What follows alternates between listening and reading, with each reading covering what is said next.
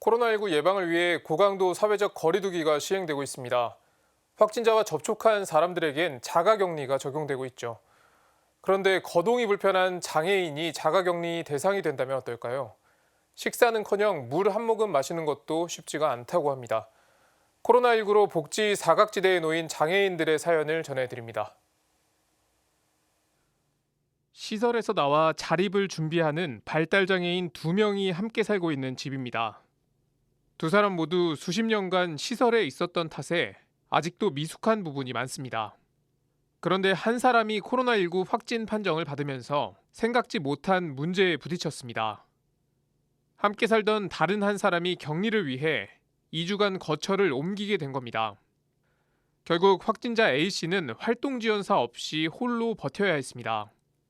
정부에서 쌀과 채소 등 식재료를 지원했지만 식사 준비도 체온을 재는 일도 쉽지 않았습니다.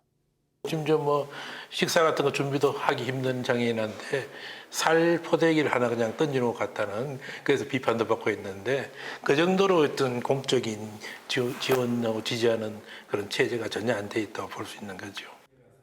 결국 다릿돌 장애인 자립생활센터 활동가가 2주 동안 생활할 짐을 챙겨 방호복을 입고 A씨의 집을 찾았습니다.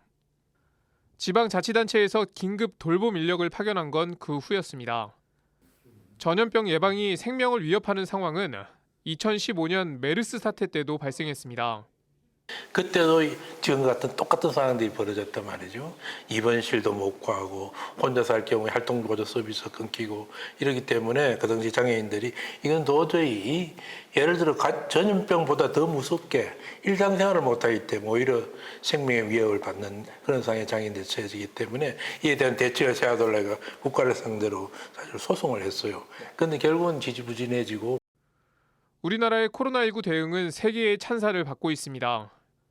차를 탄 채로 검사를 받을 수 있는 드라이브스루 선별진료소는 이미 여러 국가에서 벤치마킹했습니다. 하지만 발달 장애인이 혼자서 드라이브스루 선별진료소를 이용할 수 있을지는 미지수입니다.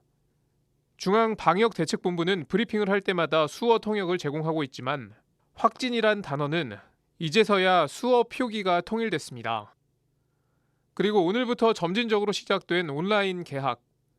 전국 장애인 부모연대는 학생별로 장애 정도가 다른 상황에서 일률적으로 온라인 개학을 하는 건 맞지 않다고 토로했습니다.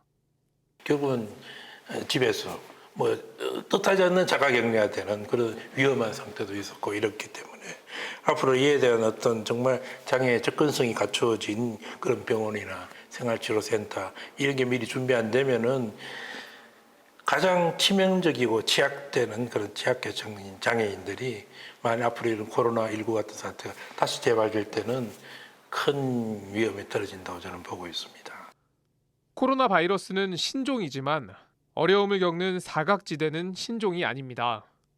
대한민국 헌법 제32조를 보면 모든 국민은 인간다운 생활을 할 권리를 가지며 국가는 재해를 예방하고 그 위험으로부터 국민을 보호하기 위해 노력해야 한다라고 되어 있습니다.